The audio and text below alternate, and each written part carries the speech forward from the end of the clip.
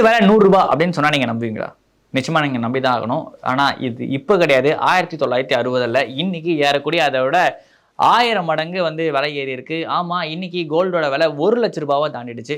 இந்த கோல்டோட பிரைஸ் வந்து பார்த்தீங்கன்னா இன்க்ரீஸ் ஆயிருக்கிறது பல பேருக்கு வந்து பார்த்தீங்கன்னா ரொம்பவே அதிர்ச்சியாகவும் இருக்கு. சமீப காலத்துல கோல்டு மேல இன்வெஸ்ட் பண்றவங்களுக்கு ரொம்ப சந்தோஷமா இருக்கு. ஆனா மிடில் கிளாஸ் லைஃப்ல இருக்க பல பேருக்கு வந்து பார்த்தீங்கன்னா, ஐய்யயோ! 1 லட்ச ரூபாவா ஒரு சவரன் அப்படின்ற மாதிரி விஷயங்கள் பார்க்க வேண்டியதா இருக்கு. ஏன் அப்படின்னு பார்த்தீங்கன்னா, சாதாரண மக்களுடைய ஒரு மிகப்பெரிய துணைவன் அப்படின்னு எடுத்தீங்கன்னா, ஆபத்தாந்தவன் அப்படின்னு எடுத்துக்கிட்டோம் அப்படின்னு பார்த்தீங்கன்னா, கோல்டுன்னு தான் சொல்லணும். ஏன் அப்படின்னா, வீட்ல ஏதாவது ஒரு எமர்ஜென்சி அப்போதைக்கு வந்து பார்த்தீங்கன்னா, நமக்கு ஏதாவது ஒரு ஃபண்ட் வேணும் அப்படின்னா, முதல்ல நம்ம தங்கத்த கொண்டு போய் வைக்கிறது தான் வந்து ஒரு முக்கியமான ஒரு விஷயமா வந்து பண்ணிட்டு இருப்போம். அத வச்சு தான் வந்து எல்லா விஷயமும் தொடங்கும்.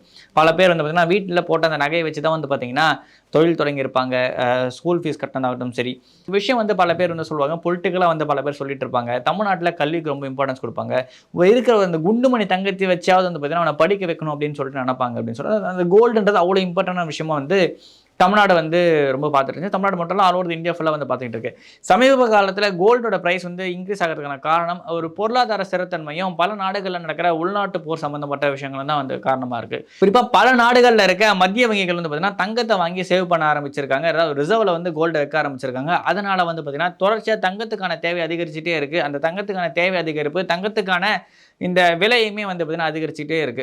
அப்போ வந்து பார்த்தீங்கன்னா, இப்போ சாதாரண மக்களுக்கான அந்த தங்கம் அப்படின்றது வந்து பார்த்தீங்கன்னா, ஒரு மிகப்பெரிய ஒரு எட்டா கனவு அப்படின்ற ஒரு ஸ்டேஜ் தான் போயிருக்கு. ஏன் அப்படின்னு பார்த்தீங்கன்னா, இங்க இருக்கவங்களோட மாத சம்பளம் அப்படின்றது தங்கத்தோட கம்பேர் பண்றப்போ ரொம்ப கம்மியா தான் இருக்கு. ஒரு காலத்துல வந்து பார்த்தீங்கன்னா, 1 மாசத்துக்கு 1 கிராம் வாங்கி வைக்கலாம் அப்படின்ற மாதிரியான விஷயங்கள்லாம் வந்து பல பேர் யோசிச்சிருப்பாங்க. ஆனா, இப்ப இந்த 1 கிராம் தங்கத்துக்கான அந்த அமௌண்ட் தான் பல பேரோட 1 மாசம் சேலரியாவே இருக்கு.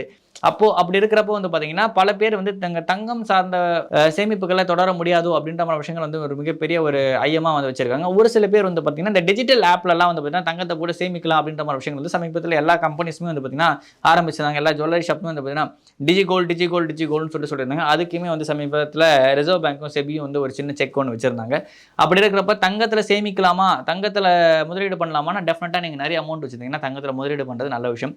ஆனா தங்கமே வந்து இப்ப பல பேரோட முதலீடா தான் இருக்கு. வீட்ல இருக்க சின்ன சின்ன பொருளையும் வந்து பார்த்தீங்கன்னா, தங்கம் சார்ந்த விஷயங்கள் நோக்கி தான் நகர்ந்துகிட்டு இருக்காங்க. தொடர்ச்சியான தங்கம் விலை ஏறிக்கிட்டே இருக்கு. தங்கம் விலை எதன் மூலியமா நிர்ணயிக்கப்படுது? எப்படிலாம் தங்கம் விலை ஏறுது அப்படின்ற விஷயங்கள ஆல்ரெடி நம்ம ஒரு வீடியோவா போட்டிருக்கோம். அந்த வீடியோ நான் டிஸ்கிரிப்ஷன்ல குடுக்குறேன். நன்றி, வணக்கம்.